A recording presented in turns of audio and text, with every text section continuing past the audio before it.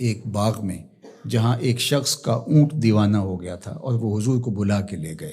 اونٹ دیوانہ ہو جائے تو سخت نقصان دہ ہوتا ہے، تو صحابہ کہتے ہیں کہ حضور جب داخل ہوئے تو ہم ڈرے کہیں حضور کو نقصان نہ پہنچا دے، کیونکہ وہ حضور کو دیکھ کے دوڑتا ہوا آیا، لیکن جو ہی وہ قریب آیا تو منظر عجیب تھا، اس نے اپنی پیشانی حضور کے قدموں میں رکھ دی اور سجدہ ریز ہو گیا۔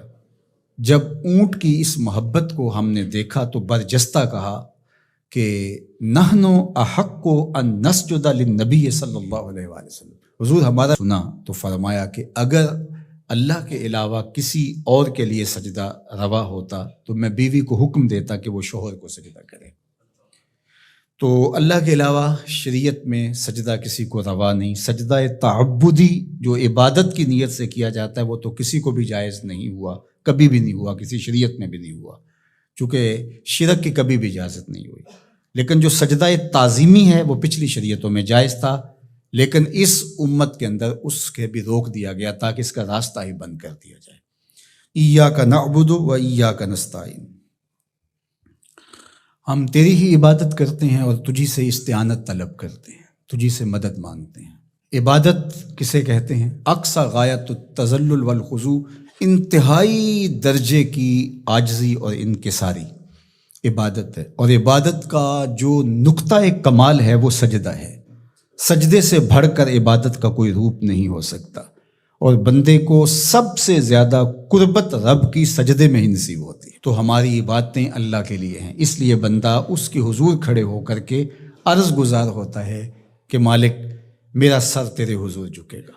تو یہ جو تقدم ہے کا وہ اس لیے ہے تاکہ یہ حسر پیدا کر دیا جائے کہ ہماری پیشانی اللہ کے علاوہ کسی کے آگے نہیں جھکتی۔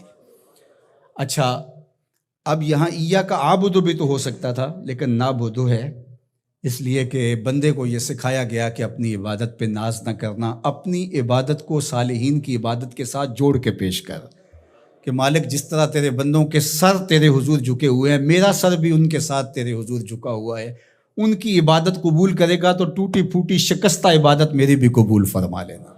اور پھر ارشاد فرمایا وَإِيَّاكَ نَسْتَعِينُ، اور ہم تیرے سے ہی استعانت طلب کرتے ہیں، تیرے سے ہی مدد مانگتے ہیں۔ استعانت اون سے ہے، اور استعانت کا معنی پھر یہ طلب ماخذ ہے نا اس کا، خاصہ باب استفعال کا، تو پھر اس کا مطلب یہ ہوا طلب الاون، مدد کا طلب کرنا۔ تو ہم اللہ جل شانہ کی عبادت بھی کرتے ہیں، اور پھر دوسرا درجہ جو ہے مدد طلب کرنا، نصرت اور تائید طلب کرنا، وہ بھی ہم اللہ سے طلب کرتے ہیں۔ تو اس لیے عبادت بھی اسی کے لیے ہے، کسی اور کے لیے عبادت تو ہو ہی نہیں سکتی، اور مدد اور نصرت بھی اسی سے ہی طلب کی جائے گی۔ جس طرح ایاک معنی میں حسر پیدا کرنے کے لیے اس کو مقدم کیا گیا ہے، ایاک نعبد و ایاک نستعین، تو یہاں بھی ایاک کو اسی طرح مقدم کر کے وہی زور یہاں کلام میں پیدا کیا گیا ہے، تاکہ جو ہے وہ سمجھنے والے اس کو سمجھنے میں کوئی ٹھوکر نہ کھائیں، اور اللہ ہی سے مدد طلب کرنی چاہیے۔ کہ اعتقاد میں یہی ہوتا ہے کہ وہ اللہ کی دی ہوئی توفیق سے میری یہ مدد کر سکتا ہے، اگر ایسا ہو تو وہ اس کے زمرے میں نہیں آئے گی۔ ڈاکٹر سے دوا لینے جاتے ہیں تو شفا تو من جانب اللہ ہوتی ہے۔ یہاں آج کل جو ہے وہ نور بٹ رہا ہے، تو یہ کہا جائے کہ انہوں نے مجھے نور دے دیا، تو نور تو اللہ ہی دینے والا ہے، لیکن یہاں مجازی معنی ہوگا۔ تو اسی طرح صالحین سے، نیکوکاروں سے روحانی معاملات کے اندر جو استعانت طلب کی جاتی ہے تو وہ اسی معنی میں ہے۔ حقیقی معنی کے اندر جو ہے وہ استعانت اللہ تعالیٰ جل شانہ کی ہے۔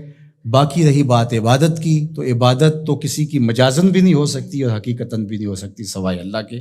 یہ ساری کہانی بیان کرنے کے بعد اپنی وفاداری کا یقین دلایا، اور پھر ہاتھ پھیلا کر کے اس نے کہا اہدنا الصراط المستقیم، مالک تجھ سے صراط مستقیم طلب کر رہا، ہدایت مانگی صراط مستقیم کی، سیدھی راہ کی۔